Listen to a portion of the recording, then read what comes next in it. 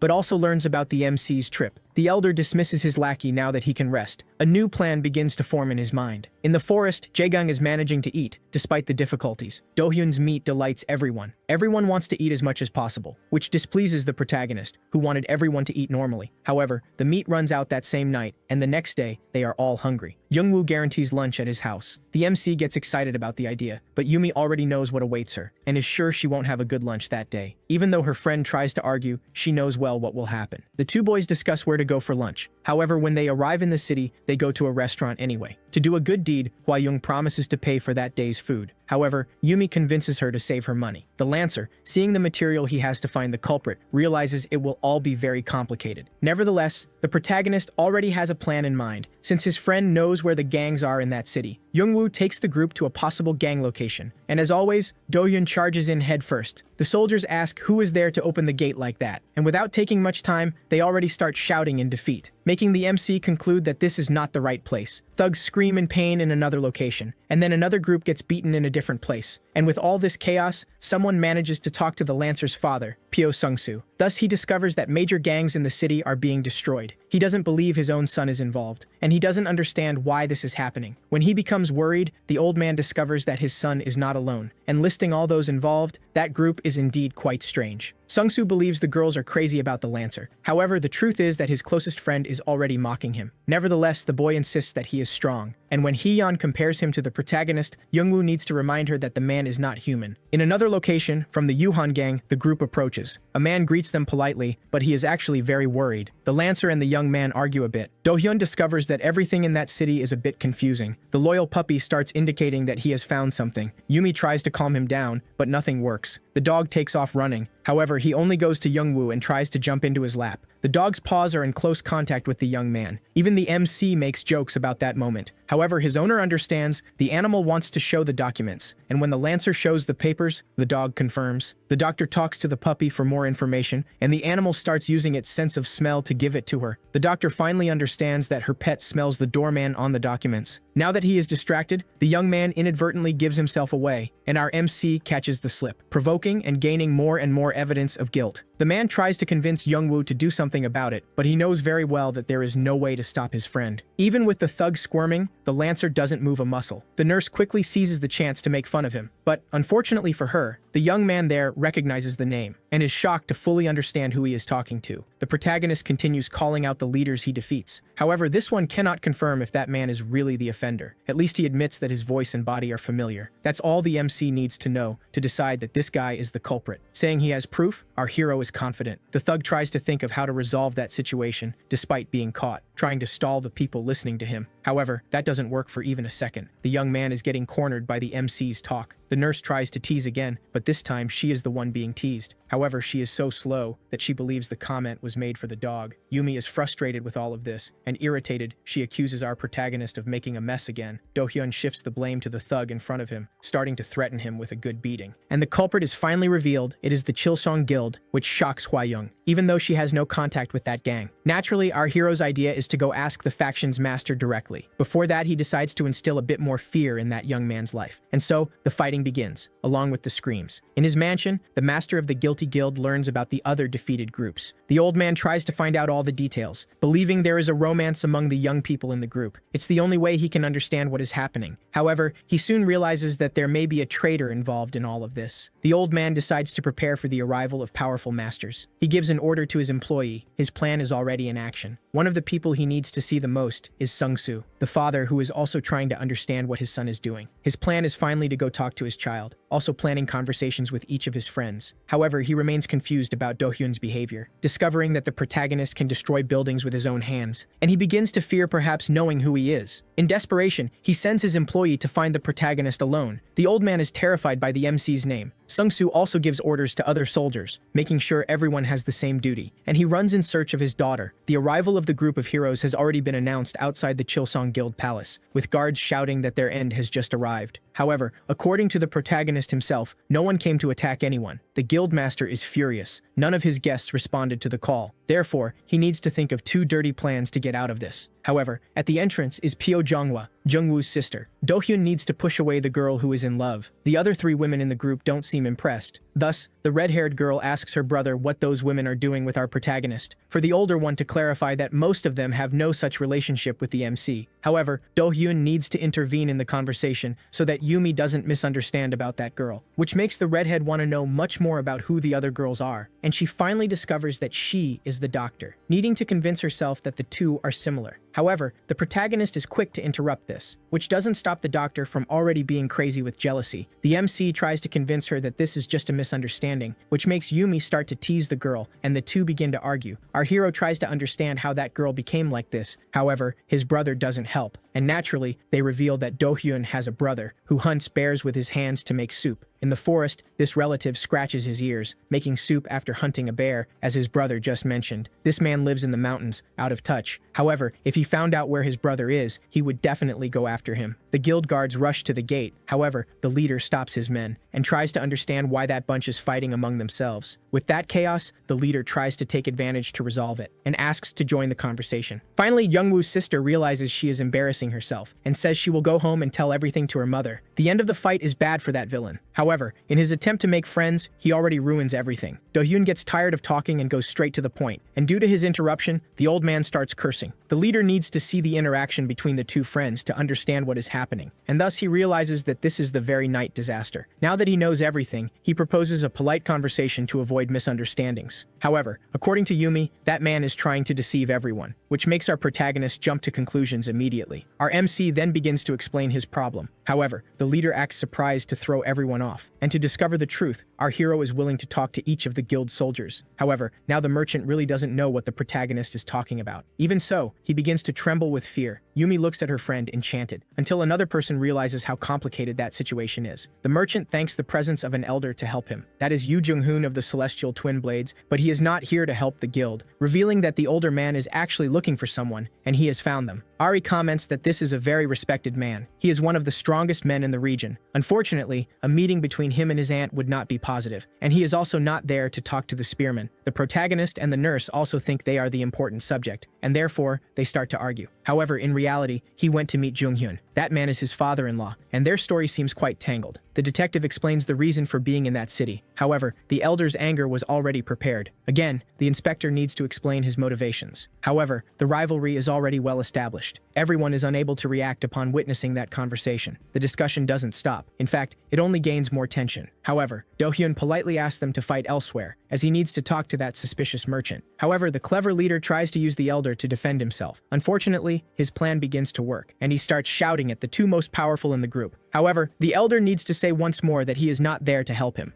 Jung-hyun is tired of this confusion and all this conflict. He really believes that Do-hyun is responsible for the mess, and so, the protagonist already starts a fight. The MC remembers who initiated a fight in the same way in the other city, and he goes straight for the attack. However, the old man manages to retreat quickly, and is impressed by our hero's speed. Seeing that he will really need it, he starts to draw his swords. Do-hyun admits that the old man looks really cool wielding his blades. The doctors comment on that officer and his family. However, when Yumi mentions that child's name, his attention turns to the doctor. The old man is annoying our protagonist by pointing that sword at his friend. He is surprised to discover his full name, recognizing that Yumi saved his granddaughter's life, finding out that the MC also helped in saving the child. The doctor manages to make him realize that he is fighting someone who saved a member of his family. Now the old man tries to understand the rumors about our hero's routine, who proudly talks about how much he can sleep in the morning, which makes the old man upset, thinking that Do-hyun lives a lazy life. However, the protagonist knows he doesn't need to train hard, counting that even his younger brother, who did nothing with his life, can defeat a bear with nothing in his hands. Now, the tension is already disarmed. There's no sense in fighting anymore. The old man sees that the doctor is not lying, and decides in fact to pay the MC for saving his granddaughter. Now, the master is on our group's side, and he also wants to know the truth, threatening that leader if he doesn't know absolutely everything. The leader confesses that he destroyed the farm because it was an important place for the Daejung Guild. The young guild master demands to know the reason for that attack. Our protagonist is smart and sees the guy trying to lie. However, he confesses that he was threatened by a remaining red devil. The old man forces him to speak the truth at once, and it all started 6 years ago, when he tried to set a trap against the Daejung Guild. Hwa-young realizes that it's the same time her father was hurt. The young woman cannot believe in that man's good intentions. He even paid the bandits, but was afraid of the other guild's revenge. And that's why he tried to stay on top, so that revenge would never be possible. Our protagonist realizes that if he hadn't defeated the Red Devils back then, this wouldn't have happened. However, everyone knows that this is not his fault, especially since other people would have suffered if it weren't for the gang's defeat. Thus, the MC feels more at ease about his actions. Even so, he feels guilty for the young master's sadness. That's when Yumi notices something, even surprising the guild leader. However, that is not enough for Hwa-young. She wants revenge, even trying to take the detective's sword. When she offers money, even the poisonous soldier tries to negotiate. However, fortunately, her father arrives to calm her down. Her daughter's rage finds a very serene calmness in her father, making her cry in his understanding arms. The doctor is interested in her leg case. She decides to take a look herself. Since the limb trembled in a unique way, the suspicion was correct, revealing that the great doctor of the city treated a similar case last year. Of course, the doctor also knows how to do it, but a sacred herb is necessary to perform it. That's why they should go to the larger hospital, since Do-hyun sold one of those herbs to them. Hwa-young cannot control her emotions, crying non-stop. Yumi tries to provoke the MC while he has a new idea. The protagonist is already thinking of going after the next culprit, the surviving Red Devil. The group then returns to a familiar place, and they find one of the men that our hero beat up to get information. The group catches him in a very suspicious situation for an innocent man. The doctor manages to come up with a new nickname for her master friend, and the nurse decides to use it too. The guild leader, who is now a prisoner, understands that Do-hyun is as smart as the rumors say. The man who got beaten tries to ask the old man for help too, but only knows how to tell lies, which deeply irritates the old man, who already knows everything. When Do-hyun asks if he knows his prisoner, the man lies, and asks if he knows the father of the injured leg, but the guy doesn't tire of trying to lie to escape. However, the old man is not in the mood for idle chatter. The injured man says he was also threatened. He had no choice. However, the officer doesn't buy that story. This time, it's Ahri who understands everything, deducing that he was a weaker member of the old gang. However, the man reveals that he just couldn't handle the threat he faced. Our protagonist understands that this guy is indeed a villain. Father and daughter share an emotional moment when the truth is revealed, and with every shout and action from Do-hyun, Hwa-young falls a little more in love, wanting to do all sorts of things with our hero. But Yumi just needs to cast a glance over her shoulder, and the young master already hears the order not to touch the MC. Now, with everything resolved, the 3 culprits will be locked up in the city jail, and with the elders gathered, they will decide what the punishment will be. Our hero celebrates that finally the price of meat will normalize thanks to his work. He gets angry when his spear-wielding friend doesn't believe that all of this happened just for that reason. Now that everything has been resolved, Yumi wants to return to open the clinic, which makes Hwa-young sad. However, the group has nothing more to do in that city. The young woman promises to get all the best if the group stays for another 10 days. However, nothing she offers interests our protagonist. The young master wants to know if they can't wait another 10 days to protect her father on the trip they will have to make in the future. She knows that this move will attract many enemies, and she needs the MC to defeat them all. Hwa-young gains hope that her request will be accepted, but Do-hyun's suggestion is that she hire at least 100 warriors for this job. When she reveals she is worried about the cost, Hee-yeon can't stop laughing, calling our hero cheap. This angers the protagonist, who demands to know if that is true. A group of men rests under some trees. One of them starts talking about our hero, and another comments on his great feats in that village. The rumors spread in a messy way, yet everyone continues to fear that powerful crew. Also talking about the brave spear wielder. Even Yumi joins the conversation, due to her medical talent and being very beautiful. Soon after, everyone agrees that she is indeed beautiful. The group is already on the road inside their cart. The MC and his doctor talk about the desire to resolve the issues. Hee-yeon notices that Jungwoo is a calm guy. The two chat about how difficult it is to find a date. The nurse confesses that she still needs to learn how these things work. The spear wielder mentions that he will visit his home before taking everyone away. Yumi insists that they leave right after. Jungwoo's father welcomes everyone with great joy, and he immediately starts chatting with the girls in the group. His son begins to introduce each one, starting with the doctor. The elderly man thinks she resembles his own daughter. However, the MC quickly complains. Then, he introduces Ari, the white jade that his father already knows from the rumors. He pulls his eldest son aside and asks if she is interested in him. However, the spear wielder says she is already committed. Feeling all awkward awkward, she complains that the young detective isn't really her boyfriend. This leaves Youngwoo's father somewhat upset, as the girls' guild is very strong. Now, they just need to introduce the nurse. In a calm and sweet manner, she says her own name, and ends up receiving compliments for being so polite. Of course, the father already knows the name of the daughter of a famous doctor. However, this is also the name of someone very dangerous, according to what they say around. Now, the elderly man doesn't know what his son has been doing with his life. The detective needs to pause the conversation to remind everyone that the survivor of the Red Devil is still on the loose, and the task won't end until they catch the rogue. Wishing to go home, Do-hyun asks if the inspector's father-in-law can resolve this, but the truth is that everyone is busy with things to do. Ahri, who is still scared from the attack by that gang, agrees that they need to catch him before returning. Our hero starts to agree too, but the guard asks for just one day to resolve everything alone. Yumi confirms that they can stay one more day, but complains that she will have to sleep in that dwelling. The next day, the group already has a lead on where to find the culprit. Do-hyun notices the inspector's talent and wants to wrap this up quickly to leave. Hee-yeon is amazed by the number of water mills in that beautiful place. Youngwoo introduces the workshop of the mills, the pride of his village, where they make many things. The inspector suggests they split up to gather information, since the guards are suspicious of outsiders. Our hero is quick and soon teams up with Yumi to form a duo. Their other companions join them, and now the group is together. The poisonous soldier is happy that he will finally be away from the protagonist. Now the four warriors are together with their little dog as well. The doctor asks if anyone knows where to start the search. However, no one can think of anything important. The doctor then has a plan, thinking that it is necessary to work with other people, suggesting they go to the Daejung Guild workshop. However, since she doesn't like the boss there very much, help is still needed. When they arrive at the workshop, one of the workers explains how things work there. He mentions that there was a big mess last night. However, he doesn't know where someone could hide, since there are many mills and warehouses around. There are also corners where people can simply tuck themselves away, and it is in these places that Yumi thinks to look first, showing everyone that she is smart, making her companions admire her mind. When Hee-yeon feels down, Youngwoo makes a point to say that she is also a 10. Now they wonder how they will find the clues they need. However, with the help of their little dog friend, anything is possible. Already at the fourth place they check, they discover that there are also traces of someone hiding that morning. The doctor is puzzled by so many people hiding like this. The spearman agrees that it is indeed strange. The doctor asks her little dog to use his talent again and lead them to where these people are hiding. Sniffing twice and turning his head in every direction, the dog starts to act. The dog has already found where they need to go, with everyone heading to the same spot. Youngwoo also finds it strange that 4 people who were hiding are going to the same place, and the whole group follows the excited dog there. Yumi discovers that it is a very beautiful place full of greenery, a giant dam in the middle of the forest. Jungwoo, who knows the area, explains what that place was like at the beginning, also mentioning that the structure serves to keep the mills running even without rain, being a very important place. Yumi realizes, and the spearman agrees, that it is strange not to have any guards there, even with the door locked. Impatient, our hero forcefully opens the door at once, pushing a door that opens outward, leaving his friend speechless. Inside, the little dog is the first to become alert. The spearman notices that someone is inside, and the MC rushes in thinking of throwing some punches. However, they find unconscious men there. The doctor offers to check their condition. Her nurse helps by handing out cloths for quick aid, since they are not badly injured. When Youngwoo asks, the doctor says that it hasn't been long since those guys were knocked out. The dog shows that something is wrong with one of the doors, and our hero offers to take a look. He breaks down another door to enter smoothly, finding an armed man and already thinking he is the villain. However, the guy tries to explain himself, saying he is not part of the Red Devil gang. He was actually trapped there. That guy is the guard who watches over that giant structure. However, Do-hyun starts to see the lies in his story. He is interrupted by a loud noise that makes the place shake. The stranger warns that if they don't get out of there, everyone will be underwater forever. Feeling pressured, the little guy reveals that the crooks are going to break the dam. The spearman asks for help from the hero to open another closed door. However, his push doesn't work this time. Youngwoo needs to warn him to pull instead of push. When opened, his friend rushes to enter the large hall, only to find chains and broken equipment. All the mills will be finished, along with their village. However, our hero jumps into the fight, getting stuck in one of the gears, making the doctor notice that he wants to hold the gates with his own strength. His companion is also amazed by his power. The nurse tries to give a compliment, but now the protagonist really needs help. However, when he tries, Youngwoo sees that the piece is also broken. The MC throws the pieces and tells his companion to move, and lands his punch on the machinery, breaking it the right way to fix it. And with his single blow, everything is fine. The spearman tries to understand how that happened. However, our hero is sure that everything has been resolved. The girls praise the protagonist's intelligence, while Youngwoo leaves all the hard work to his partner. Outside, everything continues normally. The villagers thank them for being saved and apologize for not helping. The detective arrives at the scene and congratulates the hero's work, also asking if he will help with the case of Yumi's house collapse. However, this scares the MC quite a bit. The inspector says he could help catch the criminal, win a prize, and build a new house. However, the credit needs to go to the dog that found all the traces of the bandits. The little dog now truly shows the culprit for all of this, stumbling through the woods. The spearman, angry, just asks them to get out of the way so he can throw his spear, throwing it with aim and strength underneath the legs of the crook. Now Youngwoo can show himself through his use of the weapon. The forced conversation begins,